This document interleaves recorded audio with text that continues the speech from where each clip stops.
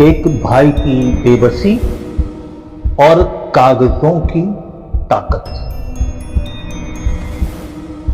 साहब, ये रही मेरी बहन, अब तो पैसे दे दो, अब तो पैसे दे दो। उड़ीसा के क्योंझर में सोमवार को एक हैरान कर देने वाला मामला सामने आया। आदिवासी जीतू मुंडा अपनी मरी हुई बहन का कंकाल लेकर के बैंक पहुंच गया। यस, कंकाल लेकर के बैंक पहुंच गया। कंकाल को देख करके बैंक में अफरा तफरी मच गई। पूरी कहानी बताता हूं आपको। कहते हैं कि एक भाई के लिए उसकी बहन का साया सबसे बड़ा सहारा होता है। लेकिन क्या कभी आपने कल्पना की है या कभी आप कल्पना कर सकते हैं उस भाई के दर्द की, जिसे अपनी ही बहन की रूह को सुकून देने के बजाय उसकी कब्र खोदनी पड़ी। दोस्तों, उड़ीसा के क्योंझर जिले के आदिवासी जीतू मुंडा की आंखों के आंसू आज हमसे एक कड़वा सवाल पूछ रहे हैं। एक ऐसा सवाल जिसका जवाब बैंक की फाइलों में नहीं है, बल्कि हमारी जागरूकता में छुपा हुआ है। जी हां, हमारी जागरूकता में छुपा हुआ है। यह कहानी है 52 इयर्स 52 वर्षीय जीतू मुंडा की और उसकी बहन जिसकी उम्र 56 साल और जिसका नाम है कालरा। और यह कहानी है उड़ीसा ग्रामीण बैंक की। 56 वर्षीय बहन कालरा, जो दिहाड़ी मजदूर के रूप में काम करती थी और अपने पति और बेटे की मौत के बाद मायके लौट आई थी। अपनी मृत्यु यानी अपनी मौत से कुछ महीना पहले उसने अपने पशु धन को बेच दिया और उड़ीसा ग्रामीण बैंक में लगभग 19,300 रुपए जमा कर दिए। जी हां दोस्तों, 19,300 रुपीज उसने उड़ीसा बैंक में जमा कर दिए, उड़ीसा ग्रामीण बैंक। 26 जनवरी 2026, कड़ाके की ठंड, जब जीतू की बहन कारला मुंडा हमेशा के लिए सो गई, जीतू अकेला रह गया। गरीबी इतनी कि 2 वक्त की रोटी भी भारी थी। ऐसे में जीतू को मिली अपनी बहन की एक आखिरी निशानी, यानी कि वो पासबुक, उस बैंक की पासबुक उसे मिली। उसमें जमा थे 19,300 रुपए। ये सिर्फ पैसे नहीं थे, ये उसकी बहन के बरसों की पसीनों की बूंदें थी जो उसने शायद जीतू के बुरे वक्त के लिए बचाई थी। जीतू को लगा कि उसकी बहन मरने के बाद भी उसे सहारा दे रही है, पर उसे क्या पता था कि बैंक की चौखट पर पहुंचते ही ये उम्मीदें टूट जाएंगी। जीतू अपनी बहन कालरा मुंडा के खाते से 19,300 रुपए निकालना चाहता था, इसलिए जीतू बैंक पहुंचा। कालरा की मौत की जानकारी उसने बैंक वालों को दी। गिड़गिड़ाया, रोया, लेकिन बैंक मैनेजर के सामने एक कानूनी मजबूरी थी। बैंक के नियम कहते हैं कि किसी भी मृत्यु व्यक्ति का पैसा तब तक किसी को नहीं दिया जा सकता जब तक नॉमिनेशन साफ न हो या डेथ सर्टिफिकेट न दिखाया जाए। बैंक ने मुंडा को पूरा प्रोसीजर समझा दिया, पूरी जानकारी दे दी। लेकिन जीतू एक अनपढ़ और सीधा साधा इंसान था। न कानून समझता था और न ही कागजों की ताकत के बारे में उसे मालूम था। उसे बस इतना पता था कि मेरी बहन इस दुनिया में नहीं रही और मुझे उसके पैसे चाहिए। जी हाँ, मुझे 19,300 रुपये चाहिए। जीतू को सिर्फ इतना पता था। उसे लगा कि बैंक को बस ये देखना है कि उसकी बहन मर चुकी है। बेबसी और तंगहाली ने उसे वो करवाया जो इंसानियत को अंदर तक हिलाकर रख दे। कोई सपने में भी सोच नहीं सकता। उसने अपनी बहन की कब्र खोदी, मिट्टी हटाई, उसकी लाश को बाहर निकाला, उसे एक बोरी में भरा और कंधे पर लाद करके, कंधे पर उठा करके तकरीबन 3 किलोमीटर पैदल चल करके पूरे रास्ते में उसे लेकर के वो आया और सीधे बैंक पहुंच गया। आंखों में आंसू, दिल में दर्द और आवाज में चीख। उसने कहा, साहब, ये रही मेरी बहन, अब तो पैसे दे दो, अब तो पैसे दे दो। कंकाल को देख करके बैंक में अफरा तफरी मच गई और बैंक में एक सन्नाटा सा छा गया, डर फैल गया। पुलिस बुलानी पड़ी। पुलिस जल्द ही बैंक पहुंची और जीतू को आश्वासन दिया कि मामले को मानवीय आधार पर यानी ह्यूमैनिटी ग्राउंड्स पर निपटाया जाएगा। उस शव को, उस लाश को, उस कंकाल को वापस कब्रिस्तान में ले जाकर के दफना दिया गया। गवर्नमेंट अथॉरिटीज ने डेथ सर्टिफिकेट और कानूनी उत्तराधिकारी प्रमाण पत्र यानी कि लीगल हेयर सर्टिफिकेट इशू कर दिया।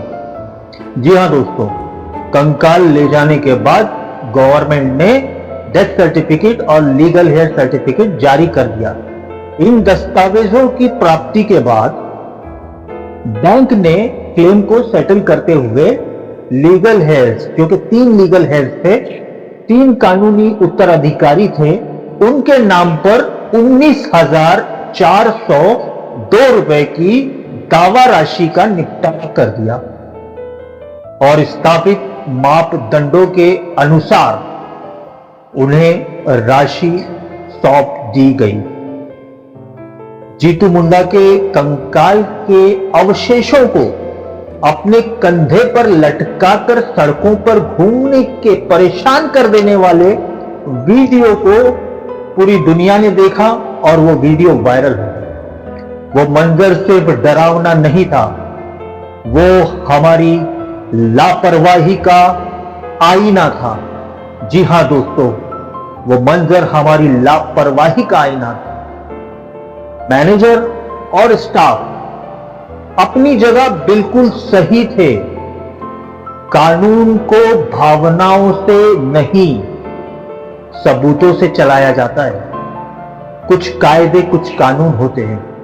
सोचिए, अगर बैंक बिना किसी कागज के पैसे बांटने लगे तो क्या आपकी जमा पूंजी सुरक्षित रहेगी? बिल्कुल नहीं। बैंक के ये सख्त नियम आपकी और आपके परिवार की सुरक्षा के लिए बनाए गए हैं, ताकि आपकी मेहनत की कमाई किसी गलत हाथ में न चली जाए। इस घटना के लिए हम बैंक के कर्मचारी या सिस्टम को दोषी ठहराकर अपना पल्ला नहीं झाड़ सकते।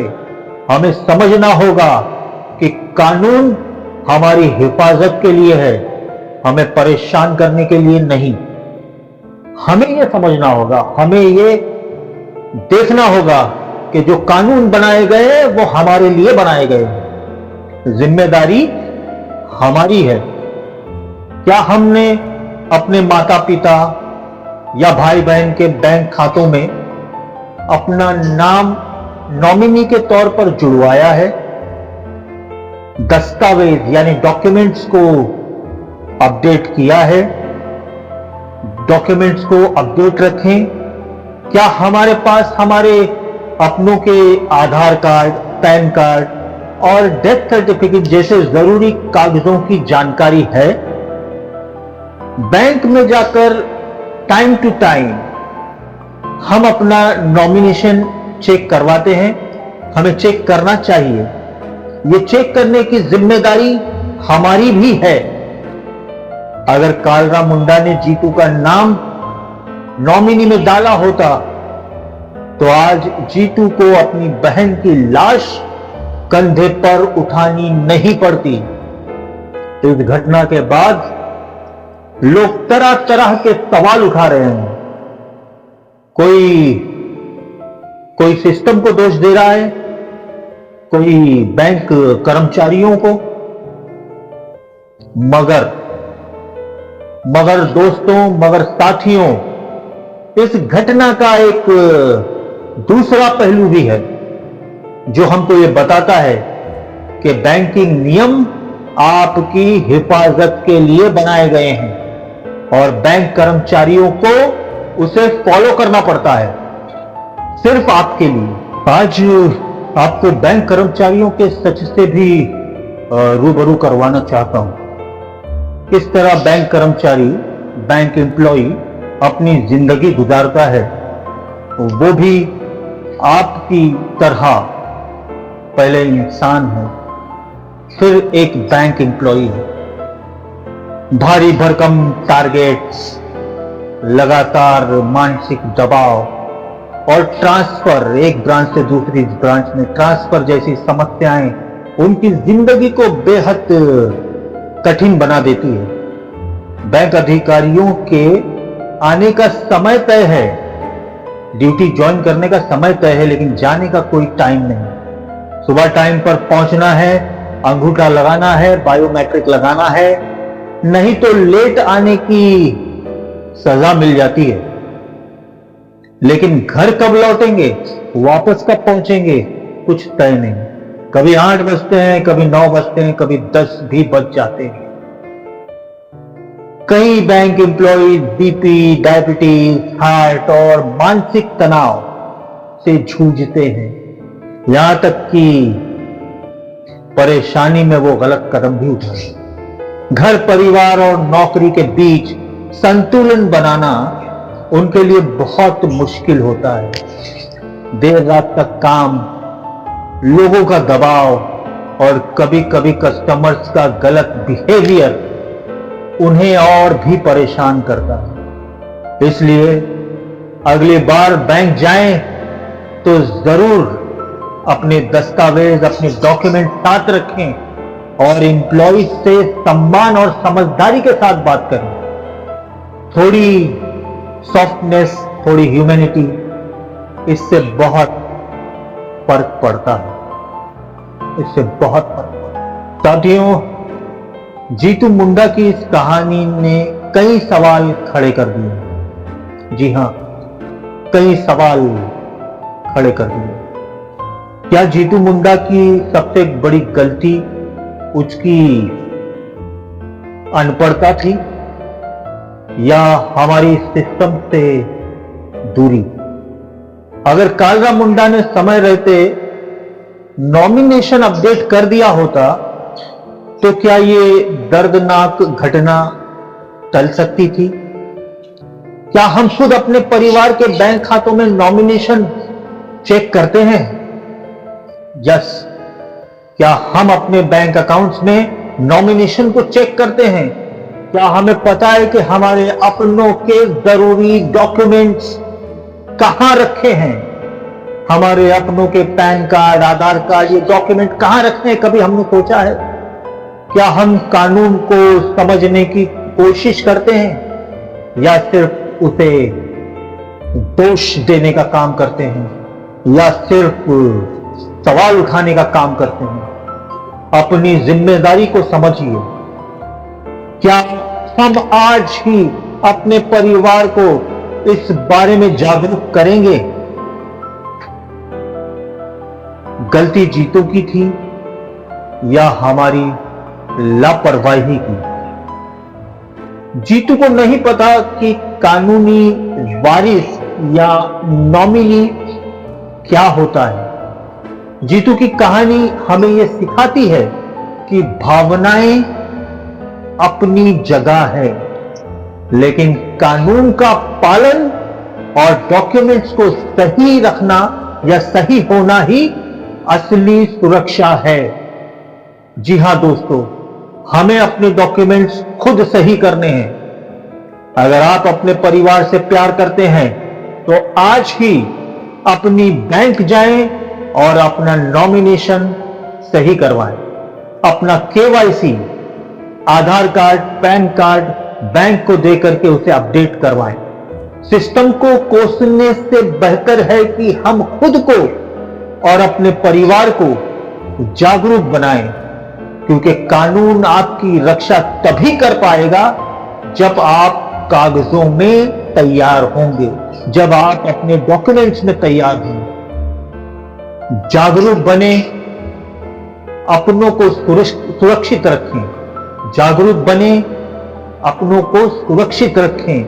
अपने Aadhaar card, PAN card, election card और जितने भी जरूरी डॉक्यूमेंट्स हैं उसको प्रॉपरली मैनेज करें, उसे प्रॉपरली रखें और अपने बैंक अकाउंट्स को अपडेट करवाएं, ताकि ऐसी कोई घटना हमारे और आपके साथ में ना हो। शुक्रिया, थैंक यू।